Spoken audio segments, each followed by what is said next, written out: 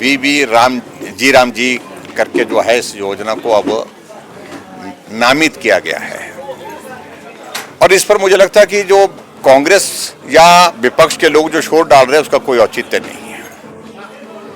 पहले मनरेगा के अंतर्गत एक ही बात होती थी कि रोजगार के संदर्भ में होती थी, लेकिन उसके साथ विकास जुड़ना चाहिए। ये प्रधानमंत्री नरेंद्र मोदी जी का एक विजन है जिसके अंतर्गत उन्होंने सुनिश्चित किया।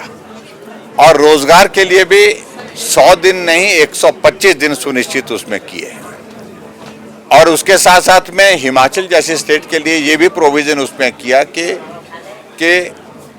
90% केंद्र सरकार देगा, 10% स्टेट गवर्नमेंट देगा।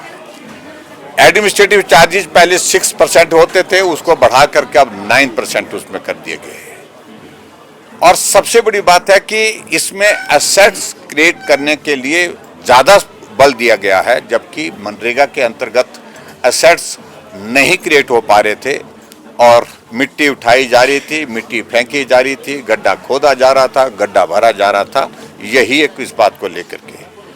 और मैं ये भी कहना चाहता हूं कि कांग्रेस की गवर्नमेंट के बाद जब से विपक्ष में आई ये लोग, उसके बाद लगातार प्रचार 2014 के बाद कोशिश करते रहे शोर डालने की कि मनरेगा को मोदी जी बंद करेंगे, लेकिन लगातार बोलने के बावजूद भी मनरेगा को बंद नहीं किया। जहां लगभग 11,000 करोड़ रुपए 2004 में खर्च किया गया था मनरेगा के अंतर्गत, वहां मोदी जी ने 2014 में प्रधानमंत्री बनने के बाद 33,000 करोड़ रुपए खर्च किया।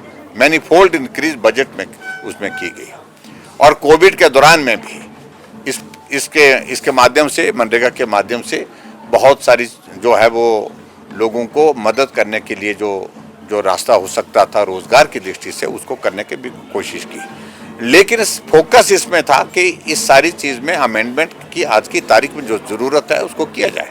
और अमेंडमेंट में सिर्फ इतना ही किया गया है, नाम का परिवर्तन है।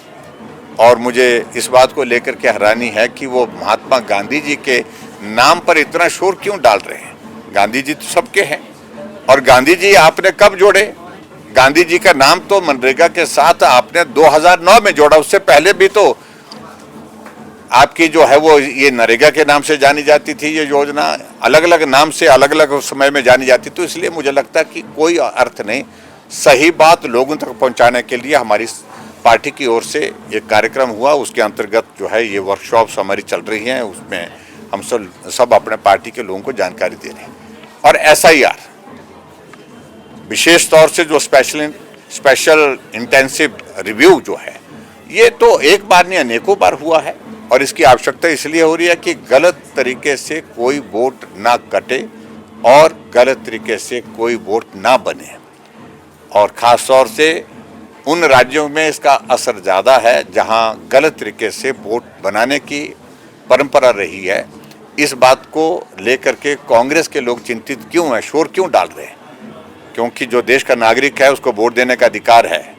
जो देश का नागरिक नहीं है उसको वोट देने का अधिकार कांग्रेस की गवर्नमेंट में होता रहा होगा, लेकिन नरेंद्र मोदी जी की सरकार में उसको ये अधिकार नहीं मिलेगा।